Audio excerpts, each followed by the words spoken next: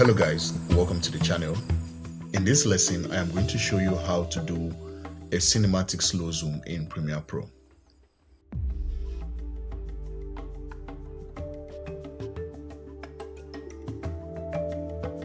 So yeah, I'm in Premiere Pro. I have a clip on the timeline already. So I'm going to have the clip selected and then I'm going to head over to Effects Controls. Now within Effects Control, what you are looking for is the motion effect. It's a default effect. Now under motion, you have position and then there's scale. Now what you are going to work with is scale. So first of all, we are going to add a keyframe to the clip. So I have the first keyframe created right here. So I'm going to make sure it's at the beginning of the clip. And then I'm going to move the playhead a bit further into the clip. And then I'm going to add another keyframe. Now after adding the second keyframe, I'm going to increase the scale to, so let's say 200 for example. And then I'm going to move the second keyframe to, let's say the end of the clip or wherever you want the slow zoom to stop.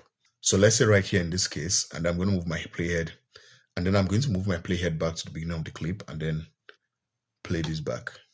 Now that is basically how to do a cinematic slow zoom in Premiere Pro.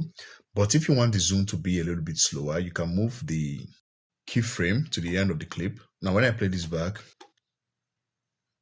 it's a bit slower. So that is how to do a cinematic slow zoom in Premiere Pro. Now, if you are familiar with keyframes, you will understand that the further away two keyframes are from each other, the slower the animation. If you want to learn more about keyframes, I have a video on this channel on how to use keyframes in Premiere Pro. You can click on the link in the description or the one up here. If you find this video helpful, be sure to give it a like and also do what to subscribe to the channel and turn on post notifications so you get notified when I post a new video. Thank you, and I'll see you on the next one. Bye.